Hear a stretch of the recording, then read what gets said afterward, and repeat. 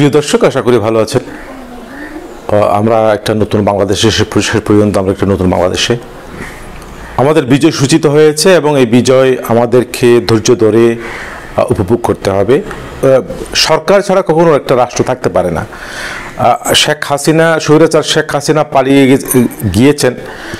স্বৈরাচার শেখ হাসিনা পালিয়ে গিয়েছেন এবং তিনি পালিয়ে গিয়ে দেশটাকে যেমন ডুবিয়ে দিয়েছেন তার নেতা নেত্রীদের, তার দল, বাংলাদেশের একটা ঐতিহ্যবাহী দল আওয়ামী লীগকে ডুবিয়ে দিয়ে গেছেন এবং আমাদেরকেও তিনি ডুবিয়ে দিয়ে গেছেন। তিনি সুষ্ঠুভাবে হস্তান্তর করতে পারতেন, তিনি আগে থেকেই এটা করতে পারতেন, কিন্তু তার মাথার মধ্যে অন্য জিনিস, এই ফেসিজম তার মাথার মধ্যে থাকার কারণে তিনি সবকিছু লেজগুবরে করে ফেলেছেন এবং শেষ মুহূর্তেও তিনি বল প্রয়োগ করতে চেয়েছিলেন বলে আমাদের কাছে খবর আছে। তিনি বিভিন্ন বাহিনীকে ভৎসনা করছিলেন শেষ মুহূর্তে বল প্রয়োগ করার জন্য মানুষের উপরে। মানুষ কতটুকু সাইকোপ্যাথ হলে এটা করতে পারে, এটা ভাবনীয়। আজকে মানুষ যে শেখ মুজিবুর রহমানের মূর্তি ভেঙে ফেলছে বা তার যেই ভাস্কর্য ভেঙে ফেলছে, আসলে শেখ মুজিবুর রহমানকে তিনি মানুষের কলিজা থেকে হাত ঢুকিয়ে দিয়ে বের করে ফেলেছেন। শেখ মুজিবুর রহমানের এই পরিস্থিতির জন্য একমাত্র শেখ হাসিনাই দায়ী।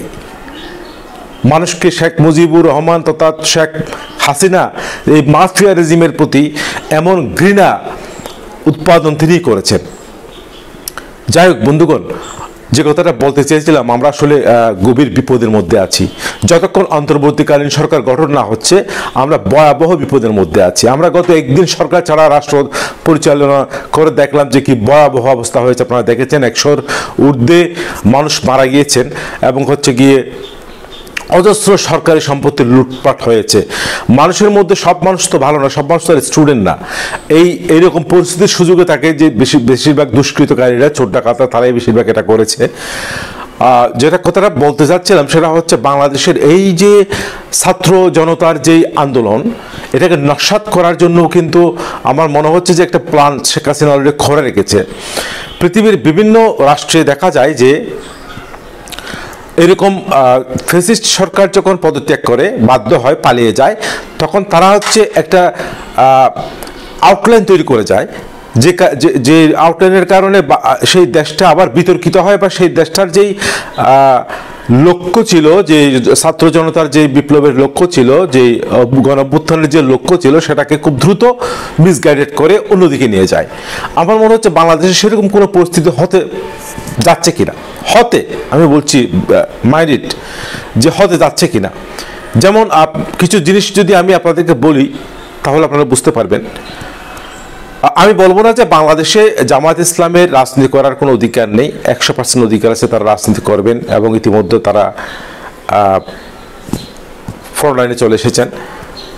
একটা জিনিস আপনারা খেয়াল করেন যে গতকালকে যখন আর্মি প্রধান রাজনৈতিক নেতাদেরকে ডাক দিচ্ছিলেন বা নিয়ে যাচ্ছিলেন, তখন কিন্তু প্রথমেই জামাত ইসলামের কথা বলেছিলেন, জামাতের আমিরের কথা। অনেক জামাত ইসলামের ভাই বা শিবিরের বন্ধুরা আপনারা কিন্তু অনেকে খুশি হয়েছেন যে আসলে সবার আগে কেন আমাদেরকে ডাকলো, এরকম একটা বিষয়। কিন্তু আপনারা একটা জিনিস লক্ষ্য করেন, বাংলাদেশকে একটা মৌলবাদী রাষ্ট্র হিসাবে পরিচিত করার জন্য এই ফাঁদ পাতা হয়েছে কিনা।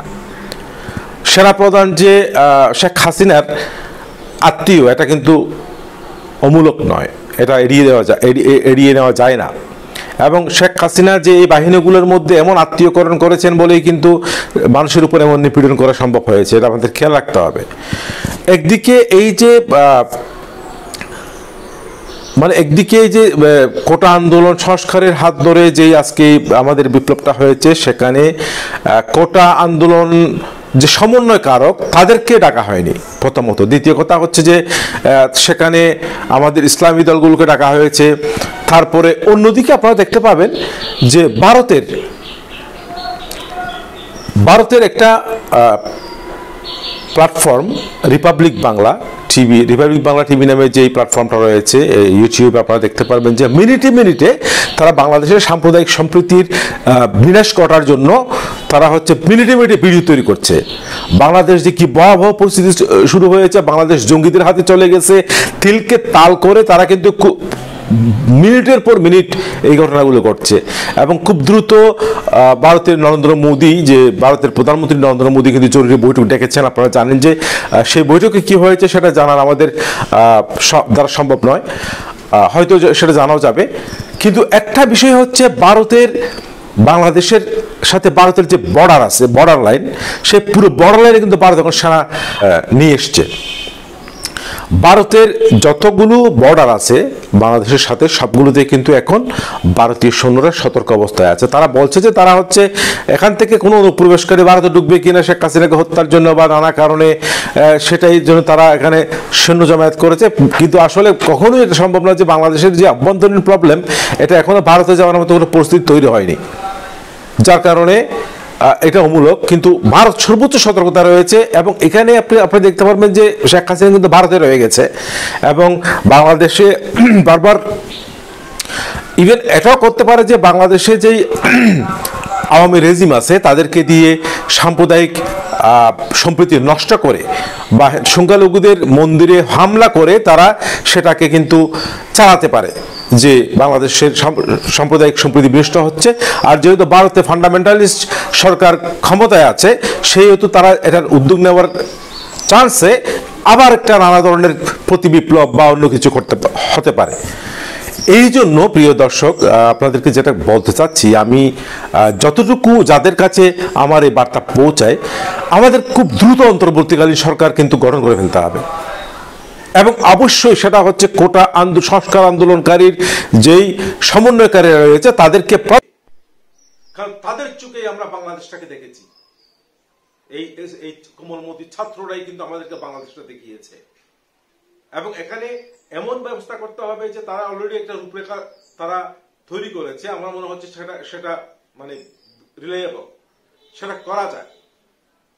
আর এমন কোনো আমাদের সতর্ক থাকতে হবে যে এই ফাঁকে, এই স্রোতের ফাঁকে আমাদের সে পুরনো স্বৈরাচারগুলো আবার ঢুকে যেতে পারে।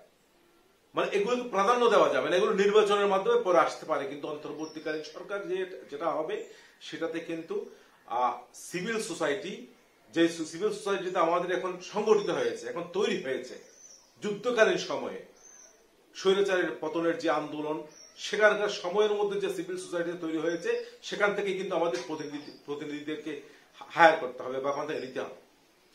তো অন্তর্বর্তীকালীন সরকার না হলেই কিন্তু দেশে যে এনার্কিজম শুরু হয়েছে, যে নৈরাজ্যিক পরিবেশ সৃষ্টি হয়েছে, এটা কিন্তু আমাদের অনেক ক্ষতি করবে। এটা বিশ্ব মিডিয়ার কাছে কিন্তু আমরা এটা কিন্তু ফাঁদ।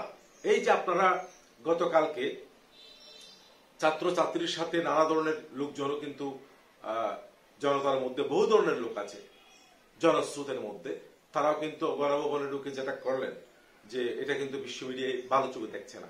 সংসদ ভবনে যেটা করলেন সেটা কিন্তু ভালো চোখে দেখছে না। অনেকেই বলছে যে এই ছাত্ররাই যদি ক্ষমতায় আসে তাহলে এইভাবেই তারা লুটপাট চালিয়ে যাবে, এরকম বলছে।